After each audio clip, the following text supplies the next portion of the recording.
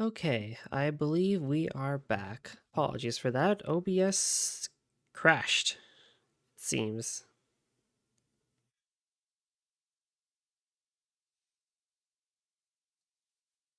Let's see here.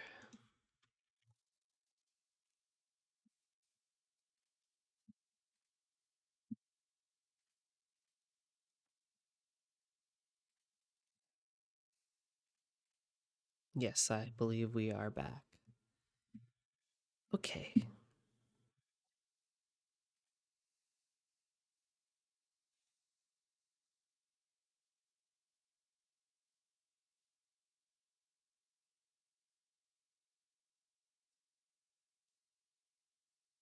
Yes, we're back. Okay. Apologies for that. OBS crashed and didn't let me know that my stream had stopped. So let's just continue right where we left off. And yeah. His mere existence sullied the world, and society was better off with him no longer a part of it. Not that it matters either way. Do-do-do. When it came down to it, a hit was a hit. A target could be the person with the purest heart on the continent or scummiest bottom feeder imaginable. If an assassination order came in from the organization, 3 and 9 followed it. That's how it always was. I guess. 9 went silent. She took something out from her plush bear and began blowing into it. It gradually took shape of an inflatable raft big enough for one. 9 climbed aboard it, and it flopped down, once again using her bear as a pillow. I'm gonna catch another few winks. I'll leave this part to you, S. Okay? This part meant for 3 to swim them both to shore. Your legs work just fine, he retorted. Do it yourself. Despite his words, 3 felt a twinge of something resembling affection in his heart. He and 9 had been operating together for over a year by this point. She was a little younger than him, and he sometimes found himself thinking of her as a little sister than just his partner. Their natural rapport aside, she was also someone he could truly rely on during their missions. Despite this, 3 understood the situation. He understood that if 9 was his partner, even if he thought of her as a little sister, he could never let her guard down. He could never truly trust her.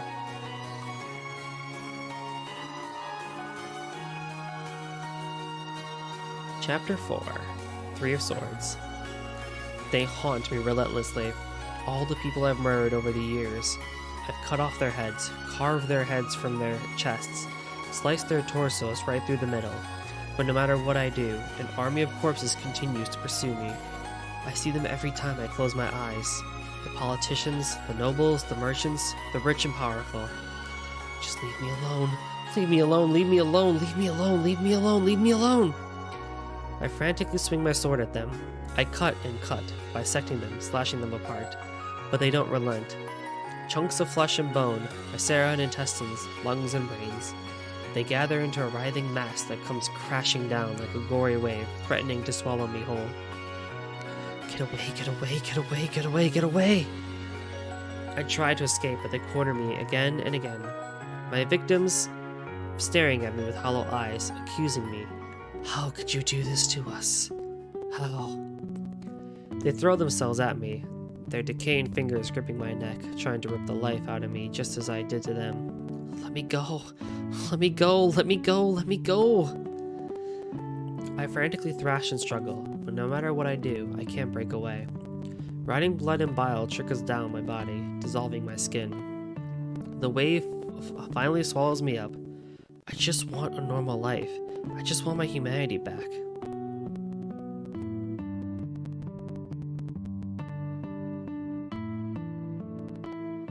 I woke from my nightmare, my breath short and ragged. My entire body was soaked in horrible sweat. I fought back the rising urge to vomit. The night after completing a mission was always like this. The only difference was seeing one more face in the crowd. Even after years, my disgust for murder had never abated, not even in the slightest.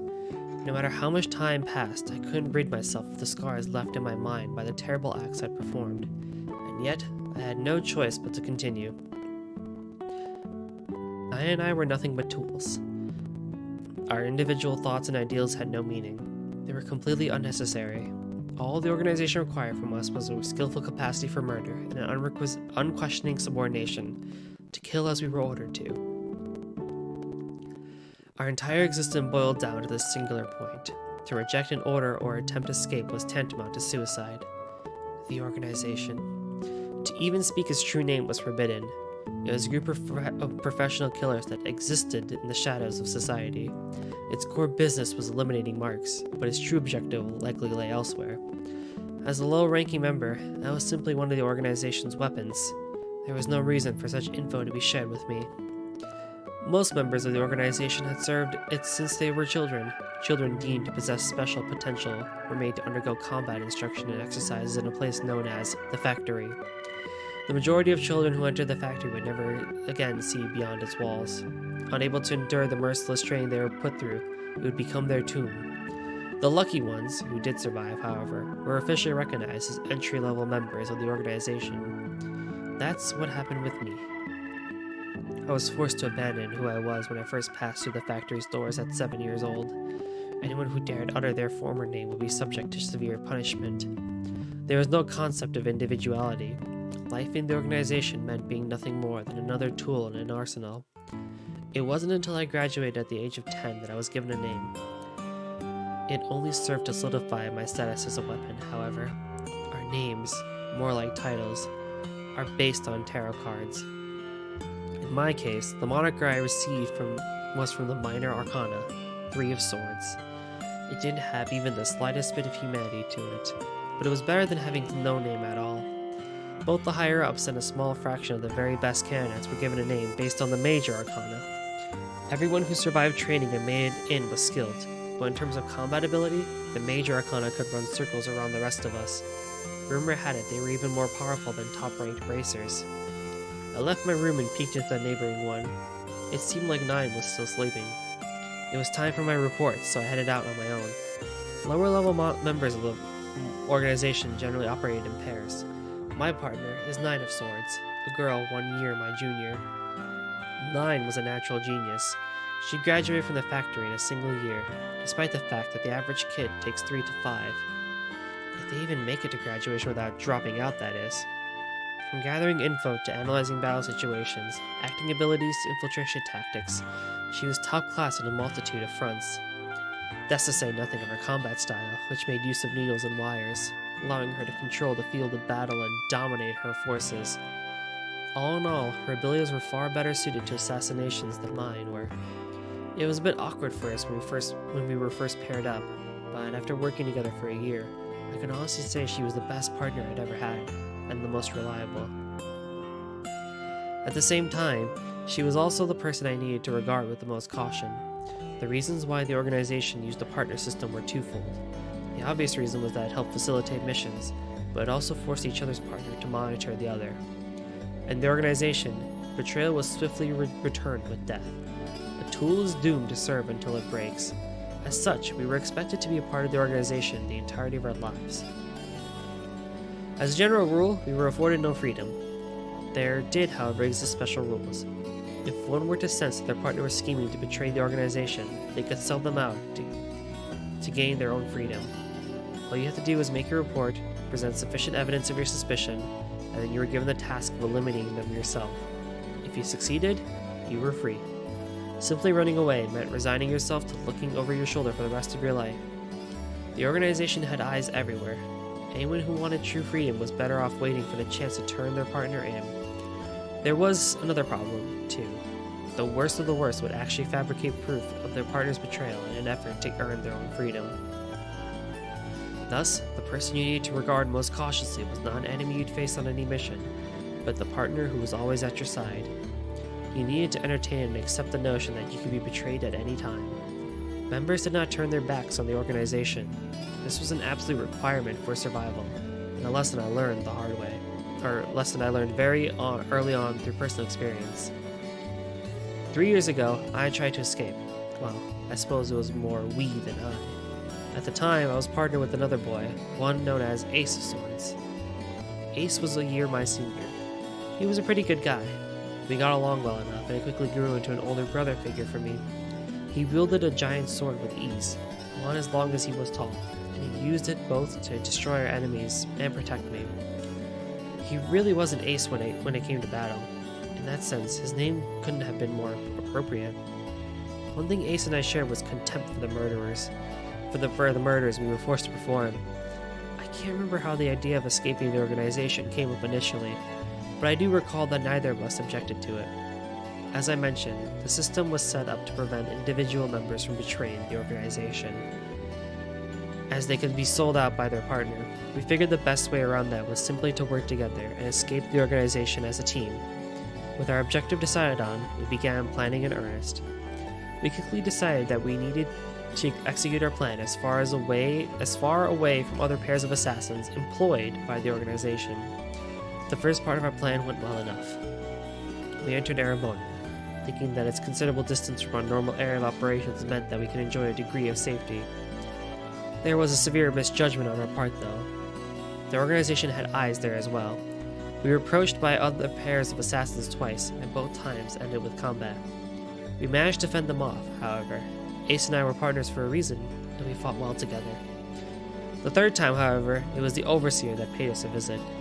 To say that his power was overwhelming wouldn't do it justice. It was like trying to fight a force of nature. We barely managed to escape with our lives, suffering heavy wounds in the process. With nowhere else to go, we huddled together in a cave, conscious of the fact that our next encounter with the Overseer would surely be our last. There was nothing more to be said about the situation, and for what felt like an eternity, we passed the time in silence. "Hey, Ace," I began speaking, believing that it would be the last conversation we'd ever have. "What's up, buddy?" "I just wanted to say that, all things considered, I think everything could have went a lot worse." "What's that supposed to mean?" He struggled through the pain to force out a little smirk at my comment. "Don't get me wrong, I have plenty of regrets, but still." Ace waited in silence for me to continue. "Being by your side all this time, well, it's made my life so much better, Ace. And even if we're fated to meet our deaths here, it's a million times better than spending a lifetime as just another tool." The fire flickered. Our shadows danced on the cave wall. Finally, Ace broke the silence, his voice a mere whisper. 3. Thanks for everything, man." "You too, Ace. Thank you." I had said what I needed to say. I felt that if our opponent were to arrive at that very moment, I'd at least be able to give my whole soul to the battle. But then, "If that's how you feel," Ace started. Suddenly, the ambience in the cave completely shifted, like some horrible hallucination. Ace's voice pierced through me, chilling me to the bone. "Then die, buddy. Die for me." My first reaction was slight confusion. I actually interpreted it as a clumsy way of saying that we would face our deaths together. I turned to face him, just to clarify. What I saw next was Ace's massive sword speeding down toward my head. I immediately dodged his strike, and the ground where I had been laying only a moment ago had been shattered into rubble. "Ace, what are you doing?" I cried out. "You can't figure it out on your own? Have you forgotten the final rule for those who betrayed the organization?" The final rule. I hadn't forgotten it. I simply hadn't given it much thought. It seemed irrelevant to our situation, but everything clicked into place then. When two partners betray the organization, the only way for one of them to gain its forgiveness was to kill their partner and present the organization with the corpse. The idea behind this rule was to force escapees into a sense of desperation, and then push them into killing each other, taking care of the problem so the organization didn't have to. To my absolute shock, this was precisely what Ace was trying to do. I understood what was happening, but all I could do was ask why, over and over. "Ace, why? Why are you doing this?" "You know, buddy, becoming partners with you was the only bit of luck I've had in my whole goddess damn life. I really did want to be free together, to get our humanity back together." "Then why are you—" "Because I need to survive," he said, his voice dripping with desperation. I can't die like this! Screaming wildly, Ace swung his sword at me again. The same sword that had been used to save my life more times than I could count was now being used in an attempt to end it. Just die! He screamed.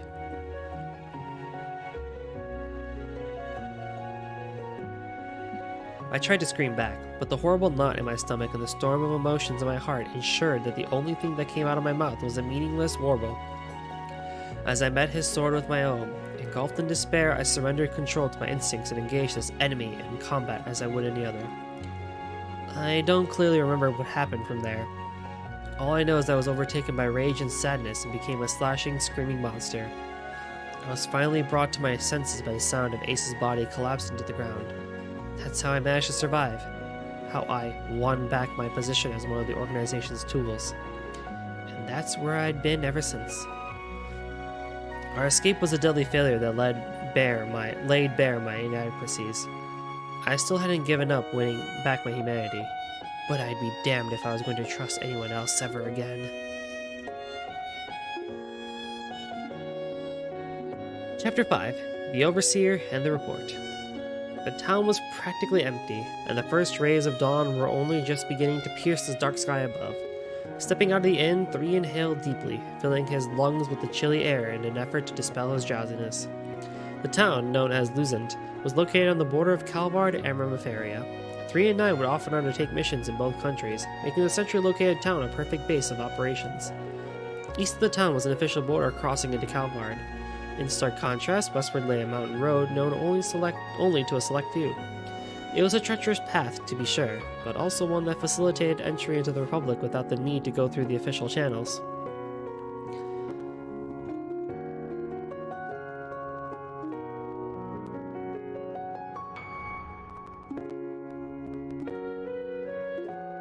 Three headed to the designated rendezvous point, a small hill surrounded by weathered boulders. The site was deep in the mountains, and therefore free of unwanted eyes. There he found a black silhouette waiting for him. It was a man, hidden in the shadow, wrapped in a tattered black cloak that obscured his face and body both.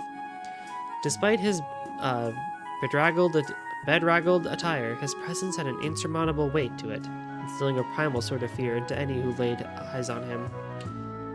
"I'm here to make my report," said Three. In response, the cloaked figure uttered only a single word: "Speak." This man, known as the Overseer, was one of the higher-ranking members of the organization. He was given the name of Emperor from the Major Arcana, but those who served under him referred to him simply as the Overseer. As his title suggested, he watched over Three and the rest of the organization's tools. He was the one who provided mission instructions and received their reports. Three laid the details of the Haldor mission to the Overseer. As he finished, the man spoke again. "Next." "Right, regarding 9 of Swords. As part of their debriefing, every member was required to report on their partner's activities. Each of the pair would separately describe what they did and what they observed their partner doing. Even the slightest discrepancy between their pairs' reports was regarded with suspicion. The objective behind this requirement was to instill them with fear that any plot they may hatch to betray the organization would swiftly make its way to the ears of their superiors. "That is all," Three said as he finished his report. "Very well," the Overseer said. "You will be contacted with instructions for your next mission once they are ready." "Understood." Three turned to head back to town, but as he did, the Overseer spoke again. It was little more than a whisper, but it was delivered with a weight that froze Three in his tracks. "Stop." Three slowly turned around to face the Overseer. As always, his dark hood completely covered his face. "It's been 3 years now. You haven't been making any more plans, have you?" Three felt a sudden chill shoot down his spine. The Overseer's suffocating gaze was laced with a powerful malice. There was no need for Three to ask for clarification. He knew the Overseer was talking about his escape attempt 3 years prior. The Emperor personally conducted many of the organization's purges of runaway members, as their very lives became threatened.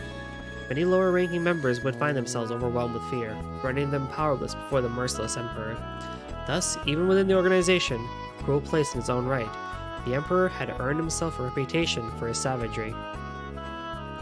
He was also the very same man who had tracked down 3 and Ace during their escape attempt.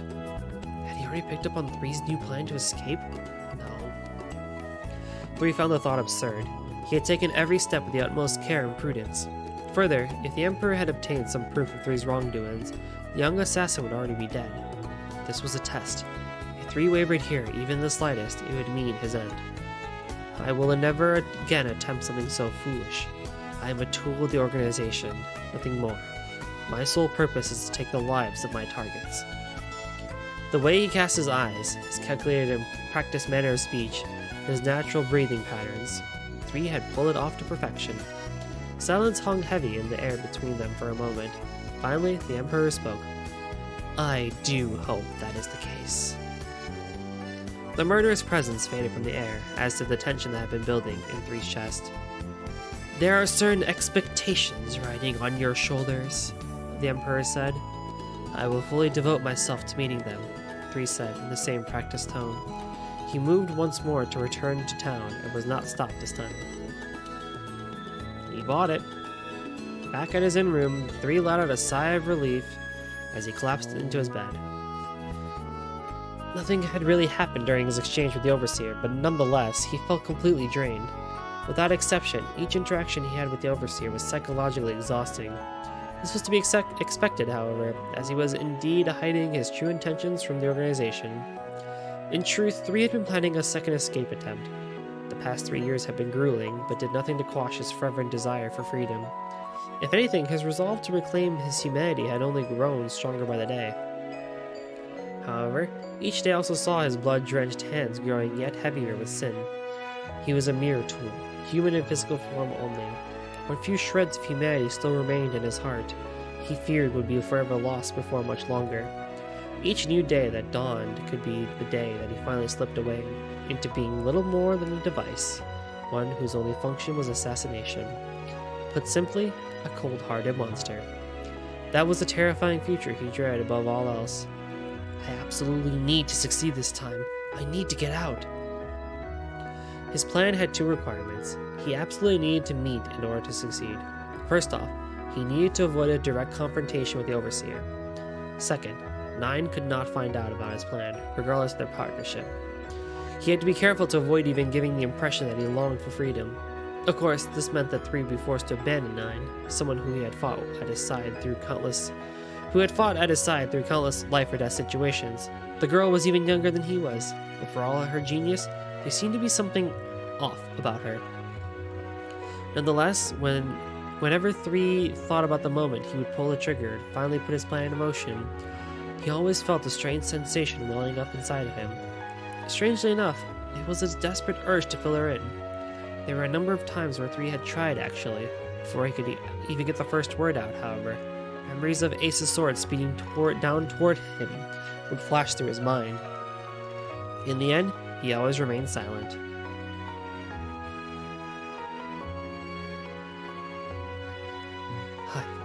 I can't take this anymore. I can't let my scars define me. I know what I have to do. There's no other way.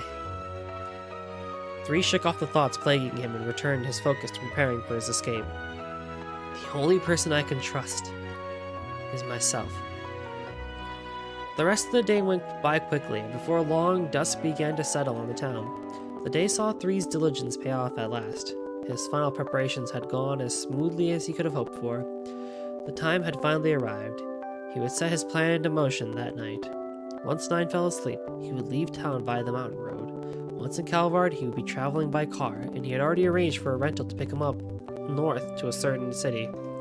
Once he arrived, he promptly set off for Liberl via one of the international airship routes that regularly departed from the city. He had yet decided what to do after that point. He could stay a night or 2 in Liberl, or perhaps head over to Lemon. In any case, he needed to get away as far from his current location as possible. He may have been in the lowest rung of the organization and had little idea of what went on among its upper echelons, but he was determined to show them all that he was capable of casting off the shackles they had bound him with. Caw! Caw! His rising determination was interrupted by a crow flying into the room. It made a few circles in the air before landing on the table. What the? Taking a closer look at the bird, 3 noticed a specific crest adorning one of its legs. As he did, his face twisted into a grimace. It could only mean one thing. This was the method the Overseer used to communicate. Now? He wants to meet now? It hadn't even been an entire day since 3 had delivered his report. The briefing for the next mission, maybe? Even as he said the words, he was gripped by an indescribable sense of dread and anxiety. However much he wanted to simply ignore the summons, it was not a luxury he could afford. The only chance his plan had of succeeding was if he was able to put a good amount of distance between himself and his would-be pursuers before the Overseer realized what had happened. Were 3 to ignore a direct order, however, the organization would immediately recognize it as an act of rebellion, one that would inevitably lead to his death. Mentally preparing himself for another encounter, one he could not avoid, 3 set out for the meeting location. The rendezvous point was the foot of a small hill deep within the mountains, the same site he had been just that morning, in fact. There remained no trace of the ominous, eerie stillness that pervaded the place before. However, bathed by the light of the setting sun, the weathered boulders seemed wreathed in brilliant flames from a distance. 3 arrived to find 2 figures already waiting for him. The first was the Overseer, draped in the same tattered robe as usual.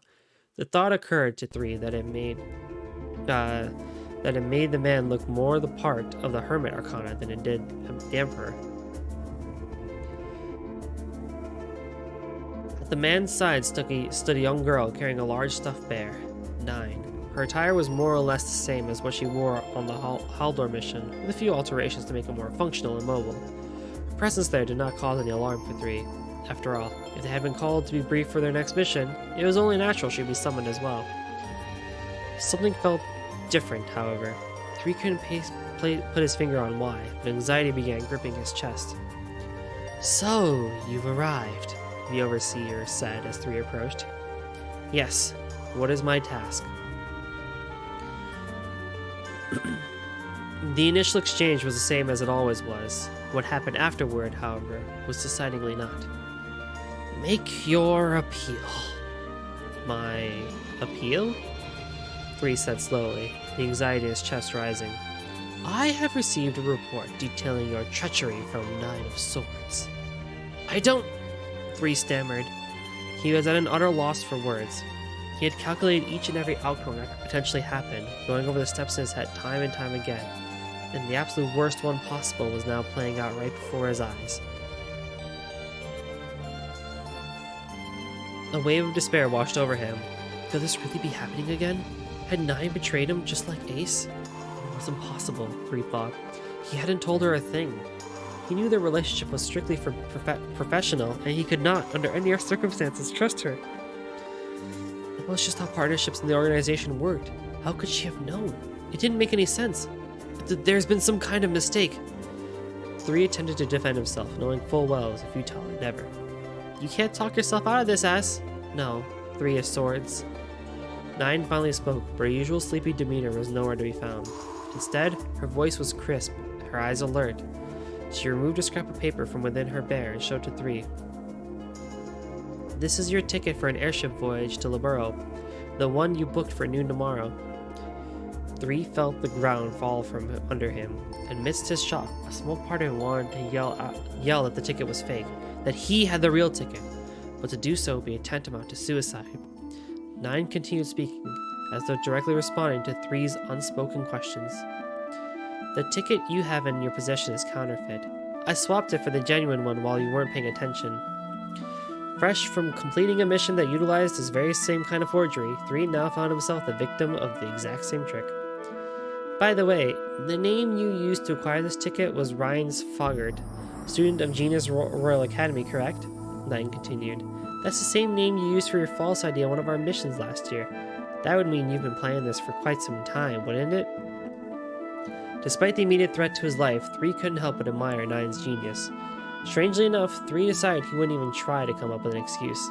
9 had clearly seen right through his plan. She had seen right into his mind, really. There was just one part he didn't understand. Even if it was her duty to sell him out like this, even if she was a genius, he had been so cautious and prudent in every step of his plan, yet it had all been laid bare, seemingly without a trace of effort. How the hell had this happened?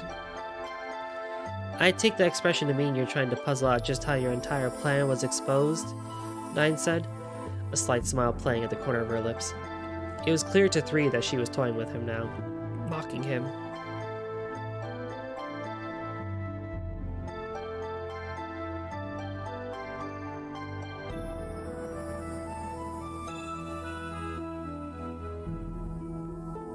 You do realize I've been watching you the whole time we've been partners, right? You've been my only target right from day one. Her tone was merciless, her words dripping faint with thinly veiled venom. Yes, I've been watching you Three, inspecting, observing. The only real challenge was remaining patient as I waited for you to slip up and finally show your true colors. It's been that way since the moment I became your partner. Three struggled to wrap his mind around what Nine was saying. The fact is, you did attempt to betray the organization, but even if you hadn't, I would have falsified whatever I needed in order to ensure your demise. She continued to speak, leaving nothing unsaid despite the Overseer's presence. With each word, Three felt more and more baffled.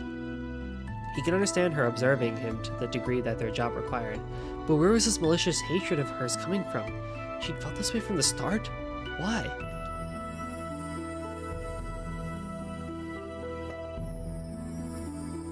The Overseer, who had been silent for some time, let out a slow, derisive laugh. I take it you still haven't figured it out? Who she is, I mean? Three could not, for the life of him, figure out what this was supposed to mean. He looked over at Nine, searching for some sort of clue. All he was met with, however, was a glare of pure hatred, one that made him shudder in fear. He had never seen her look that way before. Do you remember Ace of Swords, your former partner? She began, before her voice gained a measured deadly weight to it. The one you murdered? He was my brother. Three's world began spinning. He started to feel violently ill. His senses dulled. His mind went blank. It became hard to breathe, as though he was being pulled to the bottom of the sea. Air crushed out of his lungs by its unrelenting pressure. Now, after all this time, I can finally avenge his murder. Three barely heard Nine's words as his head swam with thoughts. Ace was Nine's brother? She had known everything from the start? She had been biding her time, hiding her true intentions from the start? Always keeping a watchful eye for a suitable opportunity to arise? An opportunity to claim her vengeance? Three stood there dumbfounded, as though he had lost the ability to speak entirely. I see no need for you to sputter through an excuse, the Overseer said, reading the shock clearly written across Three's face. We have all the facts we need. You'll be purged from the organization. As per our rules, your partner, Nine of Swords, will now end your life. Hearing the Overseer's words, Nine stepped forward. If you wish for assistance in this task, he said, turning to her, you will not be penalized. The reward will remain the same. The only condition is that you must be the one to deliver the final blow. Once you have eliminated him, your obligations will be cleared, though I admit the idea of losing such talent pains me. The reward, the right to one's freedom, gained by uncovering and then executing a partner who had betrayed the organization. The yearning for this freedom had dominated Three's existence for years, and now Nine would be the one to gain it, in exchange for his life. Allow me the honor of doing it alone, she responded. I will avenge my brother's death with my own hands. She took another step forward, producing a number of poison needles from inside her bear. Without a moment's hesitation, she launched them at Three. He instinctively drew his sword and batted the needles out of the air. The combat tactics that had been drilled into him dictated he close the distance between them, yet he didn't take so much as a single step. His parry was purely reflexive, programmed into his mind through years of combat. He had no intention of truly fighting back. Perhaps it was partially because he didn't want to hurt her. More than anything, however, it was because he knew there was no point in resisting. Even if he did manage to best Nine, he would need to take on the Emperor afterward, and he knew that was a battle he had no chance of winning. Three simply accepted his fate was to die there and then, and there was nothing he could do to change it. Nine pulled out roughly twice as many needles as before and again launched them at her former partner. In response, he automatically drew his swords, then used both blades to swiftly deflect them. In 3's mind, the thought slowly began to sink in. This was his retribution for killing Ace. 9 leapt at him, closing the distance, and began attacking with an even greater intensity. Someone like me? 3 thought. Someone who slaughters a friend to preserve his own life doesn't deserve freedom. Someone like me doesn't even deserve to live. 9 continued her assault, attacking with both her needles and her wires. Were this an ordinary situation, there was no chance she would be a match for 3 in a close quarters fight. However, his heart was not in the battle, causing a significant shift in the balance of power in the fight. Eventually, 9 managed to decisively gain the upper hand, successfully looping her wire on 3's neck. I'll die for her vengeance, he thought. Maybe that's the only outcome that makes sense. Maybe that's the end I deserve. 9 deftly moved her fingers, and the steel collar tightened around 3's neck. This is the end, she said in a flat, frigid tone. 3 knew what would happen next. He closed his eyes, choosing to await his end in silence, but the cold embrace of death did not come. And that is where I will actually end it today. I apologize for the technical difficulties as well, but on next session, I will finish chapters 6 through 10 of 3 and 9. Thank you all for watching this session of book reading, and I hope you have a wonderful rest of the day. Bye-bye.